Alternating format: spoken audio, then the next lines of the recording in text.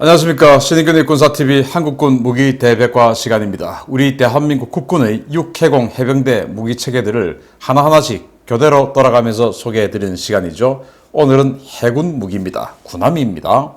군함 중에서도 대북 상륙 작전의 선봉입니다. 세계 최강의 성능을 자랑하는 양양급 소해함 알려드리겠습니다. 소해, 바로 적의 기뢰를 제거하는 그 전문 군함인데, 양양급 소해함 세계 최강 전력인데 어떻게 해서 우리 대한민국의 소해함이 세계 최강인지 그것도 알려드리겠습니다. 자, 6.25가 끝났죠. 인천 상륙 작전을 통해서 전세를 역전시키고 승기를 잡고, 그렇게 해서 전쟁 발발 직전보다 조금 더 우위에 있는 그런 상황에서 전쟁을 끝났습니다. 바로 이제 상륙 작전이 결정타를 먹이게 됐는데, 그 상륙 작전을 할 때 적진에 들어가려고 하면은 적이 상륙 작전이 예상되는 지역에 기뢰를 깔아 놓습니다. 기뢰. 그래서 그 기뢰가 군함들이 들어오는 것을, 상륙함들이 들어오는 것에다가 부딪혀가지고 터져버리죠. 지뢰처럼. 땅에 있는 지뢰는 지뢰, 그리고 바다에 있는 지뢰는 기뢰라고 합니다. 그래서 6.25 전쟁이 끝나고 나서 미군이 자기네들이 쓰던 소해정을 우리에게 대거 줍니다. 그래서 금산급, 남양급 이렇게 해서, 금산급이라고 해서 세 척의 소해정, 제가 이제 정이라고 하는 거와 함이라고 하는 거의 차이가 있는데, 함과 정의 차이는 한 500톤 정도를 기준으로 함, 정 이렇게 나누어요. 그래서 금산, 고흥, 금고 이거 270톤입니다.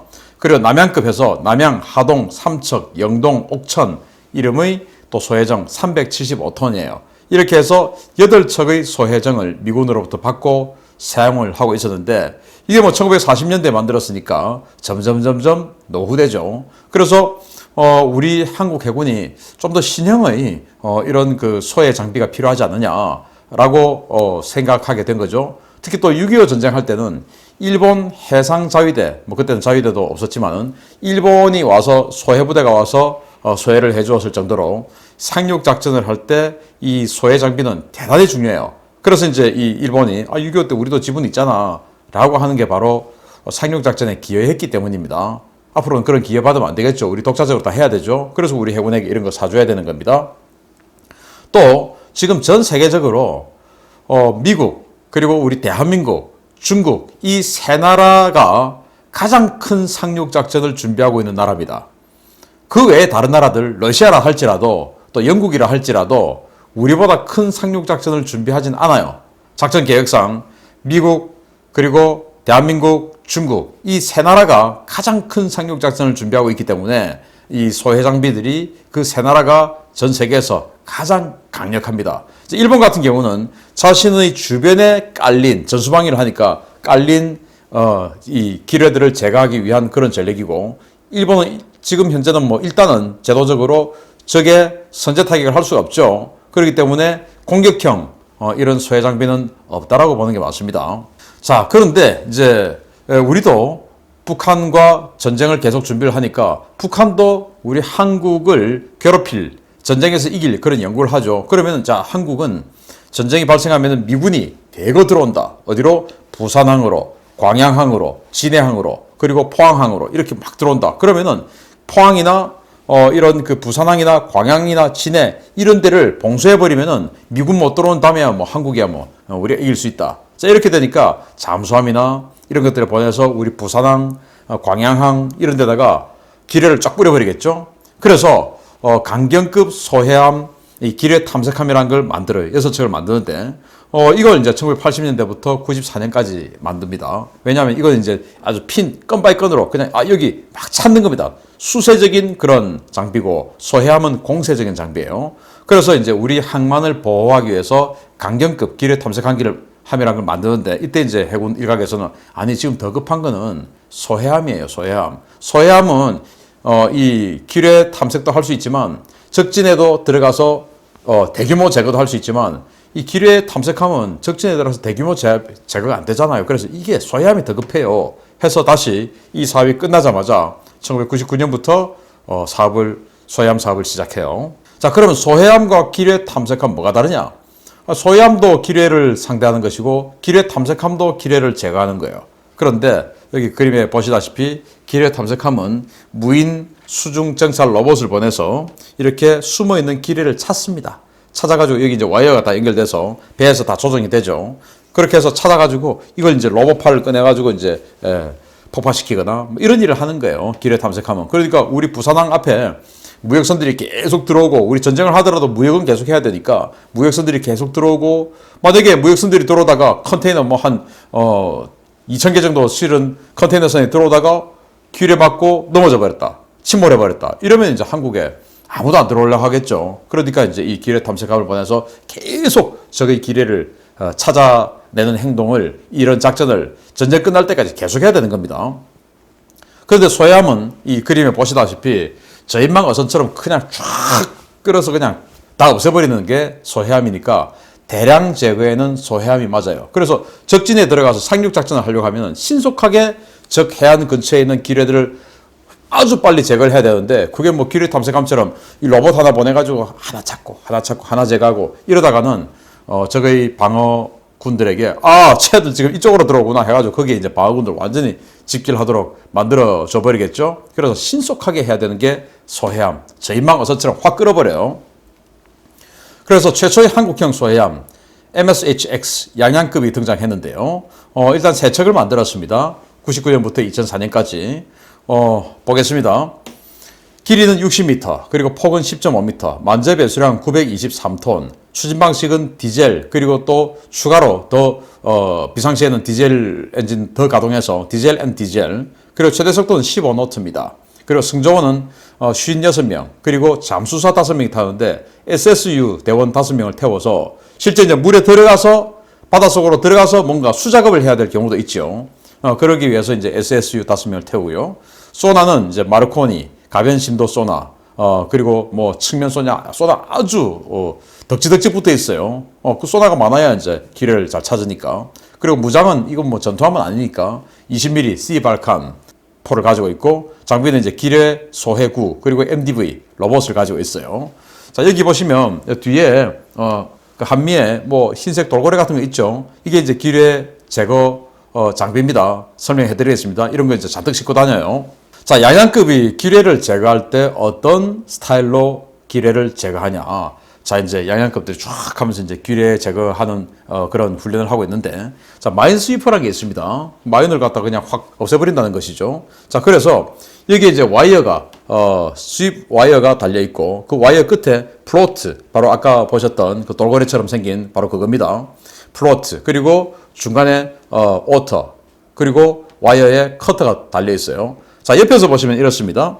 일단 이제 그 줄들을 쫙 내립니다. 내리는데 이게 이제 바닷속으로 쑥 들어가야 되죠. 그래서 디프레스라는 거, 이 시커먼 거, 이게 이제 추입니다. 무게추. 이걸로 인해서 이제 물속으로 쑥 들어가는 거예요. 물은 부력이 있기 때문에 뜨죠. 그래서 이 무거운 추를 쫙 내려가지고 이 와이어를 밑으로 들어가게끔 쫙 만들어주고, 그리고는 이제 이 와이어가 이렇게 연결되어 있고 이 중간에 커터라는 게 달려 있습니다. 칼이죠. 그리고 이제 이 사각형, 이게 오터라는 건데 여기에 이제 동력 장치가 붙어 있어요. 그래서 이 와이어를 이렇게도 움직이고 저렇게도 움직이고 이렇게도 움직이고 전후 좌우로 일정 부분 움직일 수 있게끔 그렇게 만들어 놨는데 그거 이제 배에서 다 조정이 가능합니다. 그렇게 해야 기뢰가 여기 있네. 그러면 아우터를 해서 이렇게 쏴. 그리고 커트로 끊어버려. 기뢰가 이 와이어에 매달려 가지고 이렇게 돼 있는 경우가 있으니까 그 커트를 끊어버려. 그러면 뭐 부상하면 때려버리면 제거되니까 그렇게 해버려. 또는 그냥 아예 터지게 만들어버려. 이렇게 하려면은 이 와이어들이 움직여야 되죠. 그 움직이게 만드는 것이 이제 이 오터입니다. 그리고 뒤에는 이제 이 플로트를 달아가지고 최종적으로 이 와이어가 바다로 쭉 쳐지지 않게 만들어주고 계속 이제 수평을 만들어서 부상 어느 정도 일정 심도에 계속 있게끔 만들어주고 또 위치를 알게끔 해주죠. 그래서 이 플로트 위에는 깃발을 답니다. 깃발을. 여기 보시면 깃발 있죠. 빨간색 깃발. 그래서 왼쪽 플로트, 오른쪽 플로트, 그러니까 와이어들이 어떻게 움직이고 있다라는 걸 이제 배 안에서 눈으로도 확인할 수 있죠. 자, 이렇게 해서 이제 다니면서 적의 기뢰를 찾아서 다 제거해버린 거다. 일시에 그냥. 빨리 해야 상륙작전 성공할 수 있으니까. 자, 그러면은 이 강경급은 또 어떠냐? 바로 이런 게 붙어 있어요. 기뢰 탐색함에. 그런데 양양급에도 이게 있습니다. 왜냐? 강경급은 이제 뭐 한 600톤대 정도의 기뢰 탐색함인데 양양은 아까 보시다시피 920톤이 넘어요. 꽤 크죠? 기뢰, 이 소해함 기뢰 관련한 소해함 중에서는 아주 큰 덩치입니다. 그래서 강경급 기뢰 탐색함에 달려있는 이 MDV, 이 로봇이죠. 수중 탐색 로봇, 무인 로봇입니다. 이걸 양양에도 그 장비를 해놨고, 그래서 이제 이게 들어가서 또 건 바이 건으로, 즉 강경급 기뢰 탐색함이 우리 아군 해안에서 적의 뿌려놓은 그런 기뢰를 하나하나 탐색해서 제거하는 것처럼 이 양양급 소해함도 이게 있기 때문에 그것도 할 수 있어요. 그래서 우리가 상륙작전 다 하고 나면 굳이 뭐 적진에 가서 할 이유가 없죠. 그러면 아직 살아있는 적의 잔당들이 우리 해안을 계속 괴롭힐 수 있으니까 그걸 계속 이제 강경급하고 같이 나누어서 기뢰 탐색을 해나갈 수도 있죠. 예를 들어서 인천, 평택, 광양, 진해, 그리고 부산, 울산, 포항 이런 국가 전략항들은 반드시 우리가 지켜내야 전시에도 무역을 계속하고 미군 증원 전력들이 들어오고 이런 것들을 계속해서 우리가 전쟁 지속 능력을 계속 유지해 나갈 수 있죠. 이제 그때 이제 사용을 하는 겁니다. 자, 그런데 이제 이 양양급이 3척이 나왔는데 그러면은 우리가 소해함이 3척만 있으면 되냐? 아니죠. 그래서 좀 더 있어야 되겠다 해가지고 올해 2021년까지 사업을 해서 3척을 더 만듭니다. 그런데 2004년까지 해서 3척이 나왔는데 2021년까지 해서 또 3척이 나오면 같은 양양급인데 이게 이 시간 차이가 너무 크죠. 그래서 뭔가 좀 개량됐는데 이 두 번째 나온 2차선 3척은 좀 개량됐는데 그 대표적인 게 바로 이 MDV, 이 무인 탐색 로봇, 이게 국산으로 바뀌었어요. 바로 C-로버 M4라는 그 로봇인데 우리 한국 업체인 대양이라는 회사에서 만들었어요. 그래서 이렇게 생겼습니다. 조금 더 센서라든지 능력이 또 자막 능력, 또 탐색 능력, 탐색 속도 이런 것들이 훨씬 더 강화됐다고 합니다. 자, 참고로 제가 세계 최강 양양급 소해함이라고 했는데 아니 무슨 뭐 이게 그냥 세계 최강이냐라고 하실 수 있는데요. 세계 최강 맞습니다. 이 소해함 중에서는. 왜냐하면 이제 지금 소해함 중에서 가장 큰 덩치가 미국의 어벤져급인데 그 어벤져급은 한 1300톤 돼요. 그렇지만 어벤져급은 1990년대 초반까지 생산되어서 미국은 14척을 가지고 있습니다. 우리 양양급보다 한 10년 정도 뒤처진 거죠. 더 나이가 많아요. 당연히 이 어벤져급에 있는 모든 장점은 다 양양급에 집어넣고 그리고 어벤져급에 없는 새로운 어떤 신형 센서도 집어넣었기 때문에 양양이 어벤져보다 낫다. 자, 그러면은 그 외에 다른 나라들, 우리만큼 큰 상륙작전을 준비한 나라들이 있기 때문에 다른 나라들은 의미 없고, 자, 그럼 6.25 때 우리나라에 와서 소해작전 지원해줬던 일본은 어떠냐? 일본이 지금 이 21년까지, 역시 올해까지 3척의 그 신형 소해함을 만들었어요. 전력화했어요. 그런데 우리도 또 했죠. 그리고 일본 소해함은 620톤입니다. 작아요. 그러니까 우리 920톤짜리 양양이 훨씬 더 많은 능력을 가지고 있을 것이라는 것은 뭐 당연한 것이죠. 그러니까 처리 속도 그리고 처리 양 이런 게 양양이 더 많을 겁니다. 그래서 제가 세계 최강 당당하게 이렇게 제목을 붙여놨습니다. 자, 그렇게 이래서 3척 그리고 2021년까지 다시 3척 해가지고 6척을 전력화했고요. 우리가 북한에 지금 뭐 남포 아니면 원산 이런 지역에 상륙작전을 할 것이다 라는 거는 뭐 세상이 다 아는 일이죠. 북한 입장에서는 알면서도 못 막죠. 왜냐? 양양급 소해함들이 가서 그냥 확 쓸어버리니까. 미국 어벤져급들하고 쫙 가가지고 그냥 다 쓸어버리니까. 그래서 대북 상륙작전의 선봉이다. 양양급.